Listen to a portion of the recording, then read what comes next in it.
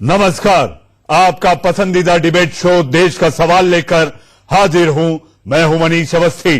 हर रोज की तरह आज भी देश का सवाल लेकर आपके सामने हाजिर होते हैं हम। देश के सवाल ये हैं कि नागरिकता पर मचे संग्राम को देखते हुए जब पीएम मोदी और गृह मंत्री ने जनता को समझाने की कोशिश की, पीएम मोदी और अमित शाह जब अपने हर बयान में जनता से अफवाहों से बचने की अपील कर रहे हैं, उन्हें साजिश से आगाह रहने की सलाह दे रहे हैं, तो फिर उनकी ही पार्टी के नेता अपने बड़बोलेपन में हिंसा को उकसाने का काम आखिर क्यों कर रहे हैं? विपक्ष की अफवाहों को और हवा देने का काम क्यों कर रहे हैं? इसी मुद्दे पर करेंगे बड़े पैनल के साथ बड़ी बहस। लेकिन उससे पहले आप देखिए हमारी ये रिपोर्ट।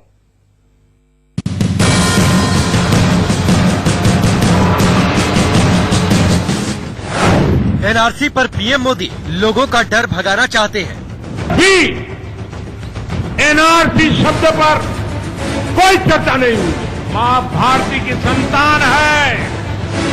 भाइयों बहनों, उन पर नागरिकता कानून और एनआरसी दोनों का कोई लेना देना नहीं। अमित शाह एनपीआर पर लोगों को समझाना चाहते हैं। इस पर अभी इसलिए चर्चा करने की जरूरत नहीं क्योंकि एनआरसी अभी कहीं विचार में ही नहीं। प्रधानमंत्री ने ठीक कहा है। नागरिकता पर झूठी आग पर डैमेज कंट्रोल में जुटी सरकार।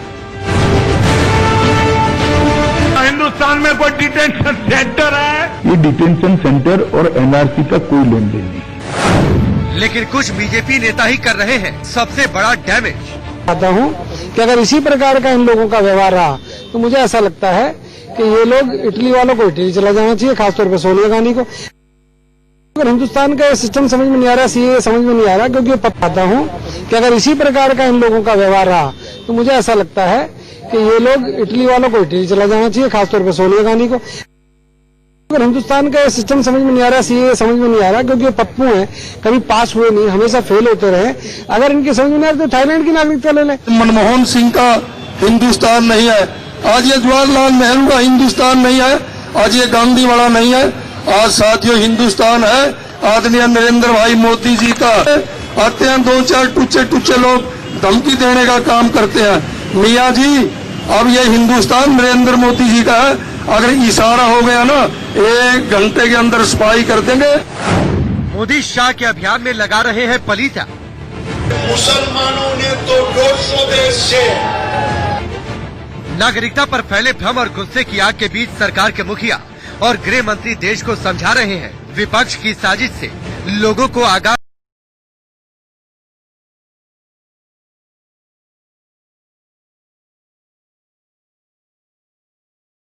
बांग्लादेश, अफगानिस्तान से भारत की शरण लेने के लिए मजबूर हो गए, ऐसे शरणार्थियों को नागरिकता की गरिमा देने का रास्ता,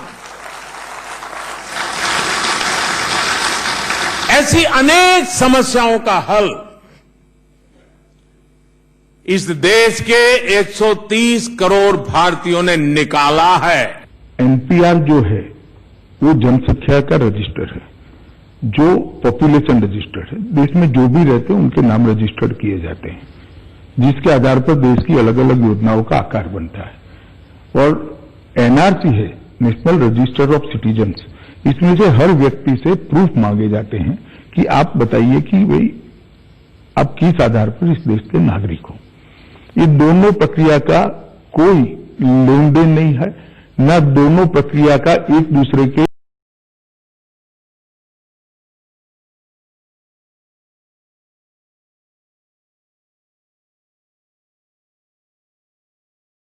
मोदी और गृह मंत्री अमित शाह की अपील को दरकिनार कर वो डर फैलाने वाले बयान दे रहे हैं।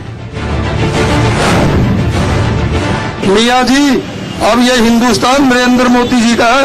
अगर इशारा हो गया ना, 1 घंटे के अंदर सफाई कर देंगे। आपकी ये गलतफहमी भी बहुत जल्दी दूर हो जाएगी। सुना आपने, ये अपनी हेकड़ी दिखाने के चक्कर में वो बयान दे रहे हैं जो खुद देश के पीएम और गृह मंत्री को गवारा नहीं। मोदी और शाह सबका साथ सबका विकास वाले नारे को दोहरा रहे हैं और ये जनाब 60 मिनट में सफाई का डर दिखा रहे हैं। नेताजी ने नागरिकता कानून के समर्थन में रैली की, लेकिन बयान ऐसा दे दिया जो जी का जंजाल बन गया। मैं पिछले कई महीनों से ओवैसी को ढूंढ रहा हूँ, मिलता नहीं है। क्यों नहीं मिला? मेरे हाथ में बहुत दिन से खुजली सी भी हो रही है। मिले फिर मैं कुछ बताऊंगा कि सीए क्या है, एनआरसी क्या है।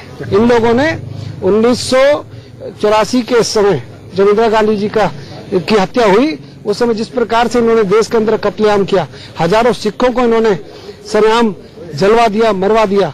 इन लोगों का पेट भरा नहीं है क्या? ये क्या चाहते हैं देश के अंदर? इस प्रकार की हरकतें करना, ये देशद्रोही वाला कानून इनके ऊपर लागू होना चाहिए। ये देशद्रोही अगर सबसे बड़े अगर देश के हैं तो कांग्रेस के लोग हैं।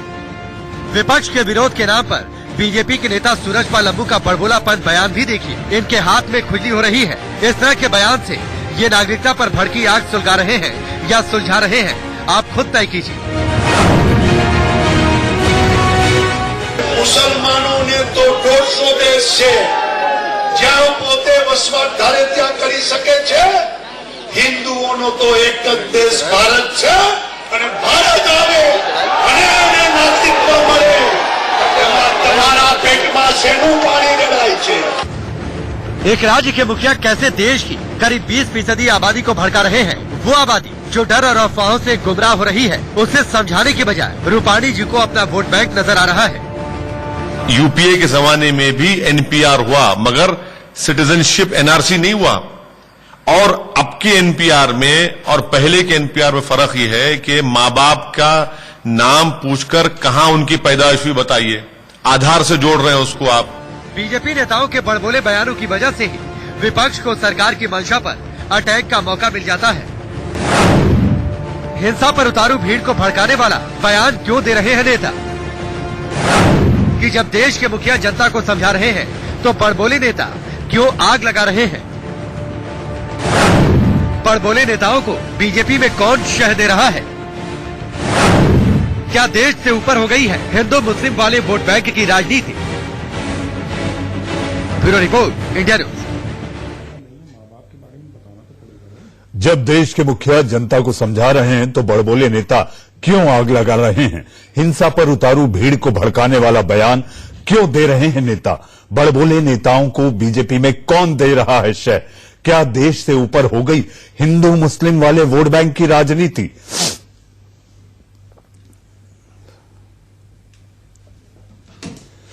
जी हां, आपने देखा हमारी रिपोर्ट में भी देश का सवाल भी यही है। सीएए के बाद एनआरसी से जोड़कर सीएए को देखा गया तो कोहराम मच गया। जी हां, उसके बाद एनपीआर की बात हुई तो फिर एनआरसी को जोड़कर देखा जा रहा है। संग्राम जारी है। यूपीए हो, एनडीए हो, एनपीआर तेरा, एनपीआर मेरा। जी हां, विपक्ष कहे एनपीआर एनआरसी की ओर पहला कदम है। एक मुल्क, एक इंसान, एक पहचान भी होती, लेकिन इतनी पहचान में इंसान कहीं उलझता सा दिख रहा है। इसके साथ साथ अगर बात की जाए तो एनपीआर यानी कि ये नेशनल पॉलिटिकल रजिस्टर दिख रहा है। गृह मंत्री कहें शांति बनाए रखें और उनके नेता अशांति फैलाने में लगे हैं। आपने उनके जहरीले बड़बोले बोल भी देखे। जी, आज इसी बात को लेकर मचा है बवाल और हम लेकर आए हैं देश का सवाल। देश का सवाल में हमारे साथ एक बड़ा पैनल है। जी हाँ, ये वो पैनल है जो अपने अपनी नुमाइंदगी, पार्टी की नुमाइंदगी करने आया है। आप आखिर इनको सुनकर ये समझ पाएंगे, आपका संदेह, आपकी गलतफहमी दूर करने की कोशिश होगी। मेरे साथ स्टूडियो में राइट या रॉन्ग कार्यक्रम का वो चिरपरिचित जाना चेहरा शहजाद पूनावाला मौजूद हैं। जी हाँ, मेरे साथ कानूनी जानकार और लगातार राजनीतिक विश्लेषक के रूप में आप देश रतन निगम साहब को देखते और सुनते रहे हैं, वो मेरे साथ हैं। मेरे साथ स्टूडियो में प्रेम कुमार साहब। जी हां, आप राजनीतिक विश्लेषक हैं, लेकिन प्रेम साहब, प्रेम से मैं ये कहना चाहता हूं दर्शकों को ये पता रहे कि आपकी विचारधारा और आपकी शैली कांग्रेस के इर्द गिर्द घूमती दिखाई देती है। हैदराबाद से मेरे साथ इलियास सराफुद्दीन साहब। जी, आप इस्लामिक स्कॉलर हैं और प्रखर वक्ता हैं, लेकिन बोलते बोलते कई बार मर्यादाओं को लांघ जाते हैं। इलियास साहब, जनता का ख्याल रख के आज हमें एक सार्थक बहस करनी है। हमें जनता को समझाना है, भड़काना नहीं है। इस मंच का इस्तेमाल इसलिए ना किया जाए कि सियासत से लोगों को डराया जाए। हमारी कोशिश है कि ये सूरत बदलनी चाहिए। और हमारे साथ बीएल वोरा साहब। जी हां, आपने देश की सेवा की, आप वरिष्ठ पुलिस अधिकारी रहे और इसके साथ साथ आपने पूर्वोत्तर के कई राज्यों में आपने काम किया है। सबसे पहला सवाल इलियास साहब आपसे, कौन डरा रहा है आपको, कौन बहका रहा है और आप बहक क्यों रहे हैं? एनपीआर का एनआरसी से क्या लेना देना? अमीश, सबसे पहले मैं आपको बता दूं कि यह बात होम मिनिस्ट्री के 2018 और 19 के नोटिफिकेशन में भी है और 12 से ज्यादा मर्तबा पार्लियामेंट के फ्लोर पर होम मिनिस्टर अमित शाह ने खुद एतराज किया है कि एनपीआर की इंफॉर्मेशन को एनआरसी के लिए इस्तेमाल किया जाएगा। आप मेहरबानी करके पार्लियामेंट के रिकॉर्डिंग्स को क्रॉस एग्जामिन कर लीजिए मेरी बात के लिए। दूसरी बात यह है कि 14 के करीब इंफॉर्मेशन लिए जाते थे ब्लॉक्स में 2010 से लेकर 2017 तक या उससे पहले, लेकिन अब 20 ब्लॉक्स कर दिए गए हैं एनपीआर के फॉर्म के अंदर, जिसमें पेरेंट्स की इंफॉर्मेशन, उनकी पैदाइश के मुकाम को इंक्लूड किया गया, जिसकी बुनियाद पर यह शक आ गया कि अब यह इंफॉर्मेशन यकीनन एनआरसी के लिए इस्तेमाल में होगी, जिसकी बुनियाद पर डॉक्यूमेंट्स अगर ना निकले तो करोड़ों हिंदुओं और मुसलमानों और दूसरों की सिटीजनशिप जाएगी, जिसकी बुनियाद पर उनके नौकरियां, पढ़ाई, प्रोविडेंट फंड, किससे कह दिया साहब, सब खतरे में एनपीआर तो केवल जानकारी है इलियास साहब, जानकारी ली जा रही है, हर 10 साल में होती है इलियास साहब। आप भी पढ़े लिखे बुद्धिजीवी हैं, आप भी जानते हैं कि ये जानकारी सरकार लेती है, लेकिन इसको सीधे एनआरसी से जोड़ देना, इसका क्या लेना देना? एनपीआर में अगर आपको जानकारी देनी है तो दीजिए, ये ऑप्शनल है। मोदी जी और अमित शाह जानकारी लेकर उसके साथ जो गेम करते हैं वो डेंजरस है। हमने नोटबंदी के वक्त भी देखा पैसों की जानकारी का कैसा गलत इस्तेमाल हुआ, हमने जीएसटी में देखा कारोबार की जानकारी का कैसा गलत इस्तेमाल हुआ। तो मोदी जी अमित शाह जानकारी मिठ्ठे बच्चे बन के ले लेते, बाद में पूरे देश और देशवासियों को लाइन में लगा के बर्बाद कर देते। इसीलिए जानकारी देने से पता है इलियास साहब आपको, इलियास साहब आपको पता है विषय कैसे बदलता है, आपको पता है। असद कुछ कहते हैं और अकबरुद्दीन कुछ कह देते हैं, ये भी तो आपको जानकारी है। असद कुछ समझाना चाहते हैं और अकबरुद्दीन कुछ और कह जाते हैं। कोई भी बात करने से पहले देश के संविधान का ख्याल रखा जाए, आपस में आग लगा के देश को टुकड़े करने का काम ना किया जाए। इलियास साहब, काश कि अकबरुद्दीन को आप समझाते तो ज्यादा बेहतर होता है। इलियास साहब, शांति उन्नति को लेकर आगे चलने की बात की जाए। इलियास साहब, बहुत बढ़िया, बहुत बढ़िया। आज आपको इसके लिए ताली होनी चाहिए। आज पहली बार आप लगातार मेरे साथ देश का सवाल में बैठते रहे, लेकिन आज जो सार्थक और सकारात्मक सोच आपने दिखाई है, जो आपके विचार दिखे हैं, मुझे ऐसा लगता है आज आप तारीफ के काबिल है। हमारे साथ इस बीच बीजेपी की प्रवक्ता नेहा जोशी भी जुड़ चुकी हैं और मुझे ऐसा लगता है नेहा, आज आप ही पर सबसे बड़ा दायित्व है, सबसे बड़ा जिम्मा है कि ये जो भ्रम है, ये संदेह है, ये गलतफहमी है, ये कंफ्यूजन है, आप ही को दूर करना होगा, क्योंकि बड़ी देर कर दी मेहरबा आते आते। काश कि ये आप लोग पहले समझाते तो मुझे ऐसा लगता है कि आज देश में जो ज्वाला धधक रही है वो नहीं धधकती। सबसे पहली बात, एनपीआर में पहले 15, इस बार 21 जानकारियां मांगी गई हैं। लोगों को ये भ्रम है कि ये बीजेपी की चाल है, कि ये इशारा करता है एनआरसी की ओर आगे बढ़ रहे हैं आप। धन्यवाद। सबसे पहले मैं पूछना चाहूंगी कि अगर 15 से 21 बढ़ा दिया गया है, कुछ एक्स्ट्रा जानकारी मांगी गई है, तो ये कौन लोग हैं जिनको भ्रम है? ये वही लोग हैं जो टीवी चैनलों पर बैठकर चिल्ला रहे हैं, ऊंची आवाज में बोल रहे हैं। ये नहीं बता रहे हैं लोगों को कि होम मिनिस्टर साहब ने खुद क्लैरिफाई किया है कि अगर एक्स्ट्रा जानकारी मांगी गई है तो आपको सेल्फ डिक्लेरेशन करना है, आपसे कोई कागज नहीं मांगे जा रहे हैं, आपसे कोई प्रूफ नहीं मांगा जा रहा है। ये नेशनल पॉपुलेशन रजिस्टर है, इसको अपडेट करना है, क्योंकि इसके बेसिस पे ही एलपीजी सब्सिडी, प्रधानमंत्री आवास योजना, इस तरीके की जो सरकारी योजनाएं हैं, सबसे टारगेटेड डिलीवरी सिस्टम को हेल्प करेगा, उस सिस्टम को स्ट्रेंथन करने की कोशिश है। और जब अरुंधति रॉय जैसे बुद्धिजीवी वहां जंतर मंतर पर खड़े होकर कहते हैं कि रंगा बिल्ला बता दो, तो समझ में आता है कि किस तरीके से वो हमारे देश का दौर चल रहा है। कोई नामू शामू कह देता है, कोई डम डाउन जो आ रहा है वो कह देता है। आप सोचिए कितना डेंजरस ट्रेंड है। राइट और रॉन्ग तो आप ही से पूछेंगे कि जो चल रहा है ये राइट है या रॉन्ग है। मैं जरा पहले सारे मेहमानों को ले लूं, फिर आपके पास आऊंगा। नेहा, आप अपनी बात पूरी करें। जी, सो इम्पोर्टेंट बात यहां पर यह है कि जब देश के गृह मंत्री खुद एक चैनल पर आकर विस्तार में बताते हैं कि किस तरीके से एनपीआर और एनआरसी में कोई रिलेशन नहीं है। वो बताते हैं किस तरीके से ये पूरी तरीके से सेल्फ डिक्लेरेशन है, आपको स्वयं ये जानकारी देनी है, कोई प्रूफ नहीं देना है। एक छोटी सी जानकारी मैं आपसे चाहूंगा, इससे बड़ा क्लैरिफिकेशन क्या हो सकता है? छोटी सी जानकारी मैं आपसे चाहूंगा। चैप्टर 15 जो गृह मंत्रालय की रिपोर्ट है 2018, 2019 और उसके बाद वेबसाइट, मुझे ऐसा लगता है उसमें खोल के देखे तो सीधा कदम, जो पहला कदम दिखता है वो एनपीआर के जरिए ही एनआरसी की ओर आगे बढ़ना ही है। गृह मंत्रालय की अपनी रिपोर्ट और वेबसाइट। चलिए मैं आपकी बात मान लेती हूँ कि तो उसको हटा देना चाहिए और कह देना चाहिए कि मेरी बात सुनिए ना, नहीं ऐसा नहीं होता। मेरी बात सुनिए, 2010 में जब एनपीआर हुआ था वो भी प्रीकर्सर टू एनआरसी की तरह हो सकता था। 2015 में जब अपडेशन हुआ वो भी प्रीकर्सर टू ऐसे हो सकता। ए लीड्स टू बी नहीं होता है, ए मे लीड टू बी। जब देश का गृह मंत्री कह रहा है, जब देश का प्रधानमंत्री कह रहा है एक मंच से कि हम एनआरसी अभी नहीं करने वाले हैं, तो इससे ज्यादा प्रूफ आपको क्या चाहिए? आप उस भ्रम, प्रेम कुमार जी, मैं कुछ करना चाहता हूँ। आप उस भ्रम को दूर कीजिए ना। प्रधानमंत्री कहते हैं कैसे भ्रम दूर होगा सर? आप मुझे बता दीजिए। प्रधानमंत्री जी ने बोल दिया, आपने बोलने ही नहीं दिया ना मुझे, जी ने बोल दिया। आप प्रश्न भी लेने को तैयार नहीं है, तो भ्रम कैसे दूर होगा कि एनआरसी लागू होगा कि नहीं होगा? बोलिए, इसका जवाब दीजिए। क्या कहा गृह मंत्री ने? आपने सुना? मेरी प्रधानमंत्री जी को भी हमने सुना, देश ने गृह मंत्री को भी सुना, लेकिन देश आज भ्रम में है। एनआरसी लागू होगा कि नहीं होगा? आप प्रवक्ता हैं, बताइए। बुद्धिजीवियों से मेरी रिक्वेस्ट है कि भ्रम ना फैलाएं। जो प्रधानमंत्री जी का और गृह मंत्री जी का बयान है लोगों तक पहुंचाए कि एनपीआर एनआरसी के लिए कदम नहीं है। एनआरसी जब आएगा तब आएगा। आप घोषणा कीजिए, इस तरह की आप घोषणा कीजिए देश में एनआरसी लागू नहीं होगा। प्रधानमंत्री कह रहे हैं कि आप घोषणा कर रही हैं, से कौन लेना, आप घोषणा कर रही हैं कि देश में एनआरसी लागू नहीं होगा। बिल्कुल नहीं होगा। मैं घोषणा कर रही हूँ यहाँ बैठ के, मेरे प्रधानमंत्री ने कह दिया है। ठीक है, एनआरसी से कोई लेना नहीं है। अगर ये घोषणा हो जाती है एनआरसी लागू नहीं होगा, सारा विरोध ही खत्म हो जाता है।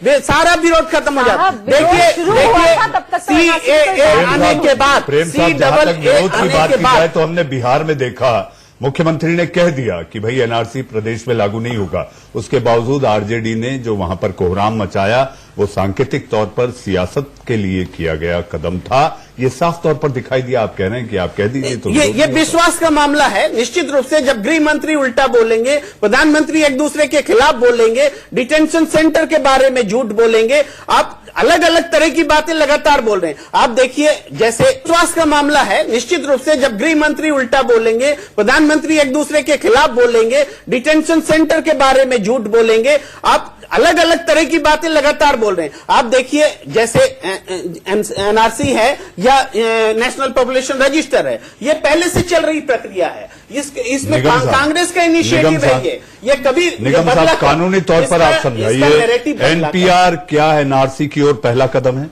ये तो गृह मंत्रालय की रिपोर्ट में, वार्षिक रिपोर्ट में लिखा हुआ है कि ना उसका वो पहला कदम है। इसके मैं एक इंडिपेंडेंट एनालिसिस देने की कोशिश करूंगा। मैं भाजपा से नहीं हूं, शायद मेरा वक्तव्य यहाँ उनसे थोड़ा अलग हो।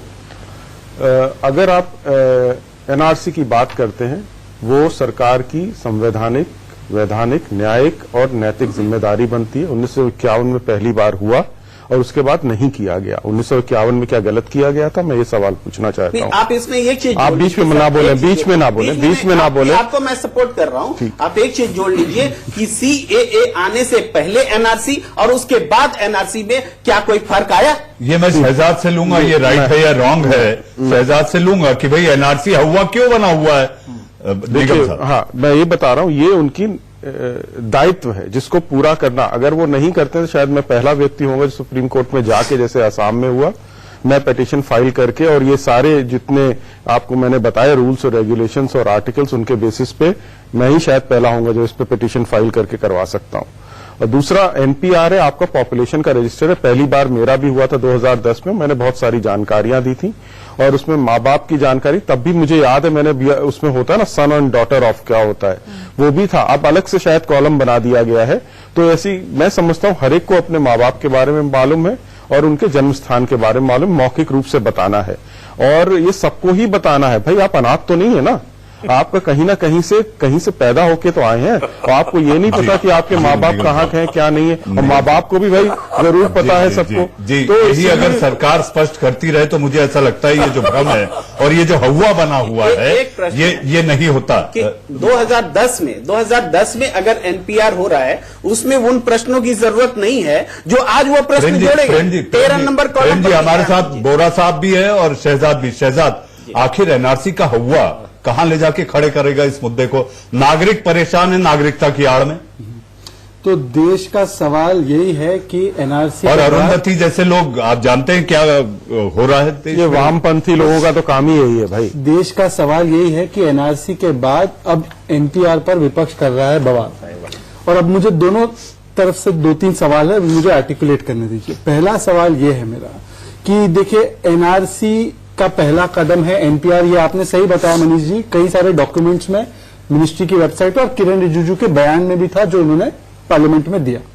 पर ऐसा ही बयान 2010-11 में एमएचए के वेबसाइट पे, उनके कागजात में, और उस समय के MOS home minister Jitendra Singh Bhanwar उन्होंने दिया। तो मैं आपसे पूछना चाहता हूं कि तब भी एनआरसी का प्रीकर्सर था अगर एनपीआर, तब इन लोगों ने क्यों नहीं हुड़दंग मचाया? तब का एनपीआर सेक्युलर, आज का एनपीआर क्यों कम्युनल हो गया? प्रेम कुमार जी, प्रेम से सुनिए ना जरा, मैं 2-3 आपको भी अच्छे सवाल लगेंगे ना। सवाल आप राइट वाले सवाल पूछिए, आप लेफ्ट वाले भी पूछूंगा, रॉन्ग वाले नहीं पूछूंगा। अब मेरी बहन नेहा जोशी मुझे बताया कि चिन्हित करना है, एक सेकंड ना, ये अब आगे शुरू हो गए है ना। तो नेहा जोशी का कहना है कि हमें बेनिफिशियरी चिन्हित करना है। तो बेनिफिशियरी चिन्हित करने के लिए आधार की प्रक्रिया की ना 6,000 करोड़ रुपए देकर, अब फिर से बेनिफिशियरी चिन्हित करना है।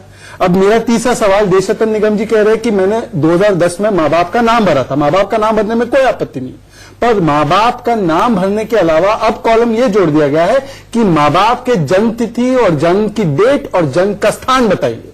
अब मैं आपसे पूछना चाहता हूं, जहां तक मेरी अंडरस्टैंडिंग है, एनपीआर सिर्फ निवासियों को गिनने की प्रक्रिया है, शिनाख्त की प्रक्रिया नागरिकों की नहीं है। अगर नागरिकों की शिनाख्त की प्रक्रिया नहीं है, और देशरत्न निगम साहब बहुत काबिल वकील है, वो भी जानते हैं, सिटीजनशिप एक्ट में इन्होंने नहीं, बीजेपी वालों ने नहीं, कांग्रेस वालों के जमाने में 1987 के बाद एक प्रावधान है कि जो 1987 के बाद पैदा हुए वो ये बताएंगे कि उनका कम से कम एक मां बाप जो है न भारत का नागरिक है, तभी उसको भारत की नागरिकता दी जाएगी। तो क्या लोगों के मन में सवाल पैदा उत्पन्न हो रहा है कि क्या इस एनपीआर का डेटाबेस एनआरसी में जाएगा? और मेरा इसमें आखिरी सवाल यह है, अगर चला भी जाता है, प्रकाश जावड़ेकर ने, एक हमारे देश में नया गैंग है, मुझे एक ब्रेक की मजबूरी है, मुझे 10 सेकंड चाहिए सिर्फ। अफवाह गैंग के अलावा अब नया गैंग एक शुरू हो चुका है कि मैं कागज नहीं दूंगा गैंग। अब प्रकाश जावड़ेकर ने इस कागज नहीं दूंगा गैंग को जवाब दिया है कि कागज नहीं देना है। तो जब कागज नहीं देना है तो क्यों मचा रहे हैं बवाल? यह है देश का सवाल। जी जी जी, वाह शहजाद, आज आपने राइट रॉन्ग और देश का सवाल, मैंने आपका भी ब्रांडिंग कर दिया, आपने मेरी ब्रांडिंग की, मैंने आपका ब्रांडिंग किया, पर देश का सवाल यही है कि जब नहीं देना है कागज तो कागज नहीं दूंगा गैंग के जो लीडर बैठे हैं टोपी लगाकर, वो देश को टोपी क्यों पहना? Scratch my back, I scratch yours, क्योंकि ये सियासत है, पब्लिक है जो सब जानती है। अब वक्त है छोटे से ब्रेक का। ब्रेक के बाद देश का सवाल जारी है और हमारे साथ तमाम वो मेहमान जिनको आप लगातार सुन रहे हैं बने हुए हैं, छोटे से इंतजार के बाद।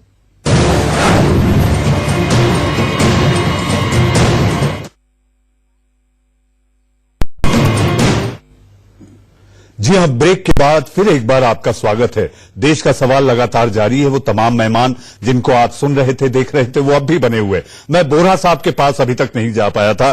बोरा साहब, माफी चाहूंगा, आपके पास मैं नहीं आ पाया था। बोरा साहब, ये बताइए, एनपीआर को लेकर, एनआरसी में तो आप धर्म का एंगल ढूंढ रहे हैं, वहां तक ठीक है, लेकिन जहां तक एनपीआर की बात की जाए, इसको लेकर क्या लोगों के मन में एक सर्वेलांस का डर दिखाई देता है कि सारा डाटा अगर इकट्ठा हो जाएगा तो हमारी तमाम खुफिया जानकारी सरकार के पास पहुंच जाएगी?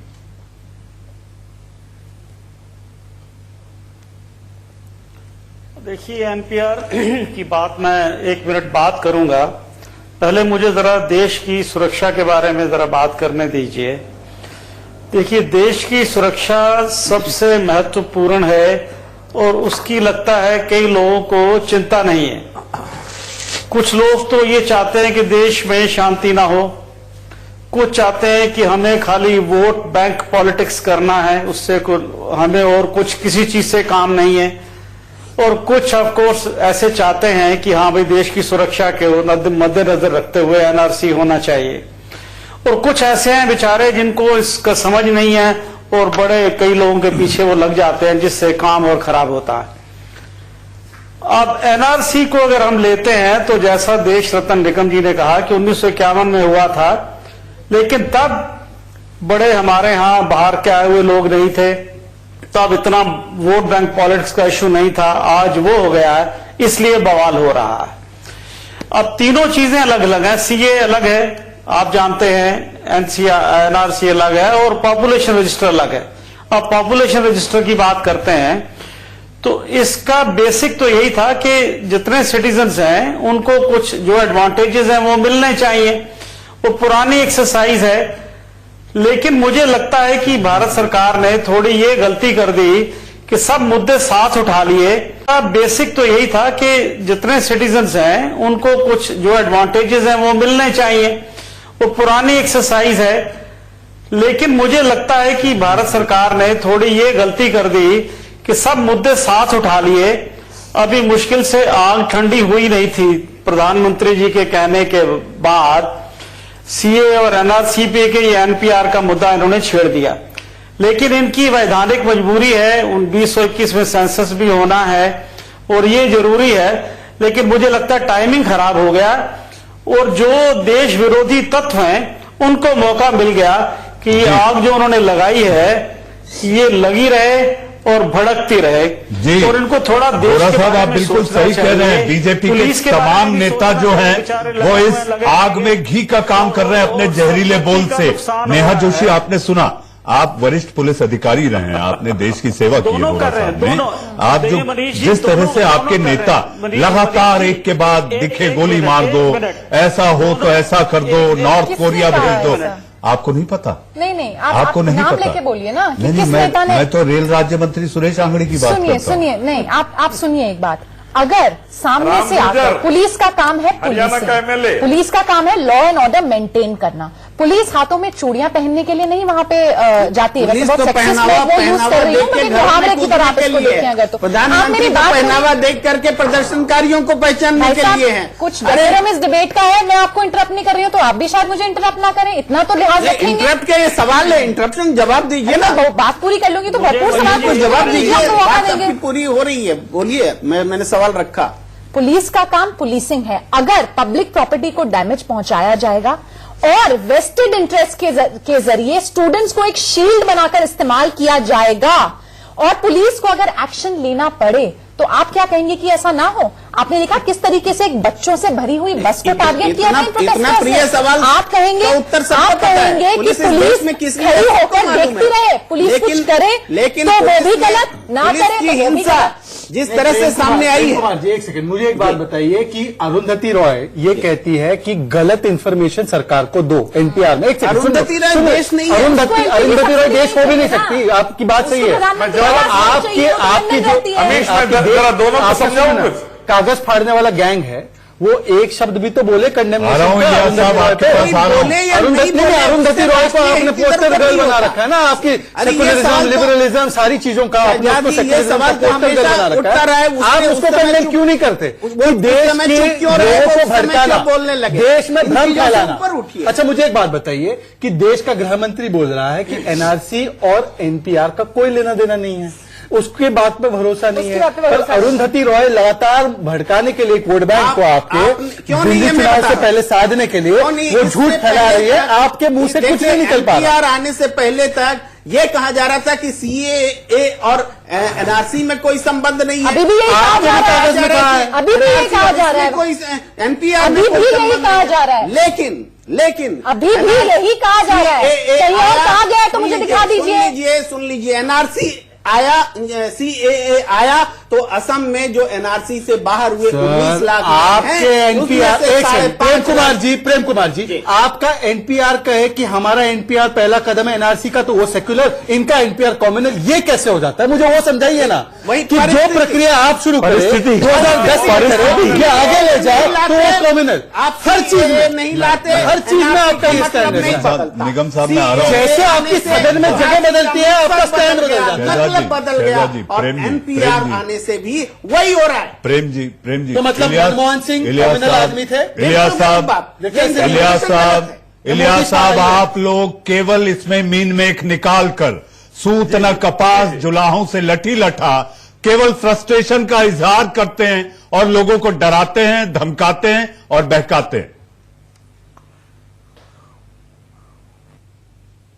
अमीश, दो सिंपल से पॉइंट सुन लीजिए। पहली पॉइंट, वोरा ने कहा कि देश की सिक्योरिटी हो, मैं इंडियन आर्मी नायक का बेटा हूं, 71 की वॉर में पप्पा ने, मनीष साहब 71 की वॉर में, अरे भाई सुन लीजिए, जरा सुन लीजिए, मनीष साहब 71 की वॉर में मेरे वालिद ने खून पसीना देश के लिए लगाया, सिक्योरिटी हो देश की, और मोदी गवर्नमेंट में ज्यादा सिक्योरिटी हो, क्योंकि पाकिस्तान ने सबसे ज्यादा जवान हमारे मोदी गवर्नमेंट के अंडर में ही मारे हैं। तो इंफॉर्मेशन देने में प्रॉब्लम नहीं है, उस इंफॉर्मेशन का जो इस्तेमाल करेंगे मोदी अमित शाह, वो पूरा आधा करने के लिए उसमें प्रॉब्लम है। डिमोनेटाइजेशन की इंफॉर्मेशन लिए बर्बादी लाए, जीएसटी की इंफॉर्मेशन लिए बर्बादी लाए, जीएसटी की इंफॉर्मेशन लिए बर्बादी लाए, ये भी इंफॉर्मेशन लेंगे बर्बादी लाएंगे। और हम उसके खिलाफ है, एनआरसी में करोड़ों लोगों को शहरियत छीन लेंगे, उनकी जायदाद, उनका माल, उनकी नौकरी खतरे में डालेंगे, देश को आपस में तोड़ेंगे। शराफुद्दीन जी, मुझे एक सवाल का जवाब दीजिए। शराफुद्दीन जी, नंबर 1 है मेरे भाई एक सवाल का जवाब बोलिए। ओवैसी साहब, असदुद्दीन ओवैसी, जिनकी मैं बड़ी इज्जत करता हूं, वो यूपीए का हिस्सा थे 2004 से 14 तक। ये रूल जो जिसके प्रक्रिया में हो रही है 2003 में नोटिफाई हुए, 2003 में नोटिफाई हुए, 2010 में पहली बार ये किया गया। उसी रूल के तहत ओवैसी साहब कुछ नहीं बोले। जब 2010 में एमएचए खड़े होकर कहता है कि ये पहला स्टेप है एनआरसी का, तब ओवैसी साहब कुछ नहीं बोले। आज ओवैसी साहब बोलने से उनको कोई रोक नहीं पा रहा। ऐसा कैसे हुआ कि 10 साल जब ओवैसी की चहेती सरकार थी और उसने वही काम किया, तब आपको एनपीआर सेकुलरिज्म का दूल्हा लगा और आज आपको कम्युनलिज्म का नागिन लग रहा है? कैसे हो गया ऐसे? ना सुन लो, मैं समझ गया। अब जवाब सुन लो। हाँ, बोलिए। जवाब सुन लो, क्योंकि आज जो रूलर्स है वो रूलर्स के दिमाग में डर्टी माइंड है। रूल से नहीं, रूलर से प्रॉब्लम है, रूल से नहीं है प्रॉब्लम। वाह वाह वाह, यानी आपको मोदी शाह से डर लगता है, आपको मोदी शाह से डर लगता है।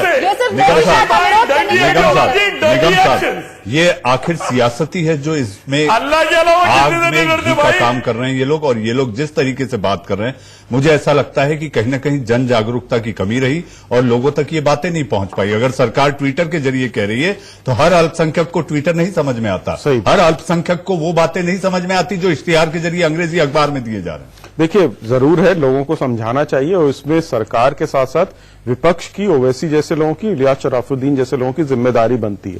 अगर नहीं करते हैं तो अपनी जिम्मेदारियों से, नागरिक होने की जिम्मेदारी से वो भाग रहे हैं वहां पर, और कहीं ना कहीं ये दोषी। फिर आप चुप रहे, बीच में ना बोले। मैं जब देखिए, बीच में मत करिए। दूसरा मैं आपको बता रहा हूं, पाकिस्तान में जो एनआरसी, उसको नारडा बोलते हैं, वो हर 10 साल में अपडेट करते हैं, और बांग्लादेश में एनआरआईसी है।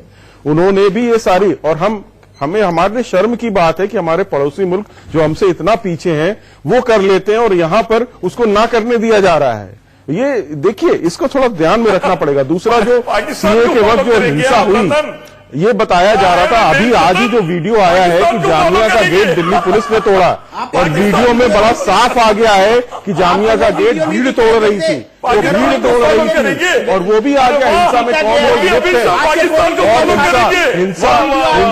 हिंसा में देखिए, अरे भाई, आप ये भी जांच का विषय है कि पुलिस के जरिए सारी जांच के विषय है, वो जांच हो रही है, पुलिस कर रही है, पुलिस कर रही है।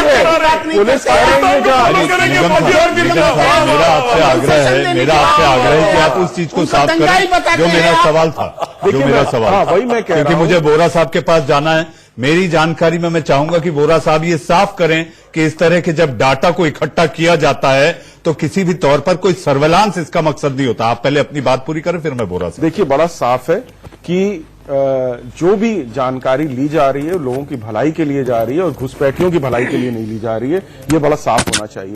सरकार बहुत सारी सोशल वेलफेयर स्कीम्स बनाती है और जो संसाधन हमारे नागरिकों पे लगने चाहिए वो लगेंगे, इसलिए खतरे में बहुत हमारी ज्यादा नागरिकता पड़ रही है। अरे आपकी कोई नहीं पड़ रही है, आप हवा कर रहे हैं, आप डर फैला रहे हैं, कोई नहीं है। घुसपैठिए तो बाहर के हैं, खतरे में हमारी नागरिकता पड़ रही है। सवाल ये है, ये जो बताइए कैसे खतरे में पड़ रही है? बयान जो देते हैं टीवी चैनल पर बैठ के, मेरा सवाल ये है कि आपकी नागरिकता कैसे खतरे में पड़ गई, एक बार थोड़ा देश को बता दीजिए इस चैनल के माध्यम से। बिल्कुल, आप जब विस्तार से बताइएगा, हम सब समझना चाहेंगे। बंगाली हिंदुओं से आसाम में जो लाखों बंगाली हिंदुओं की नागरिकता चली गई, नौकरी चली गई, घर चले गया, कारोबार चले गया, पैसा चले गया, उनसे पूछो जाके। इलियास साहब, आज तुलनात्मक दृष्टि से आज आपने सबसे ज्यादा बोला है, लेकिन आप गरिमा और मर्यादा में रहकर कहे, इसकी आज आपकी तारीफ की जानी चाहिए। वोरा साहब, सबसे अहम सवाल जो मैंने पहले भी आपसे पूछा था वो ये कि क्या इस तरह के आंकड़ों को जब इकट्ठा किया जाता है, जुटाया जाता है, तो लोगों के मन में एक भ्रम है। आप एक वरिष्ठ पुलिस अधिकारी रहे हैं, आप ये भ्रम साफ करने की कोशिश करिए कि क्या सरकार इससे खुफिया तरीके से सर्वेलांस करने की कोशिश कर रही है, ये जो एनपीआर का जो कदम आगे बढ़ रहा है।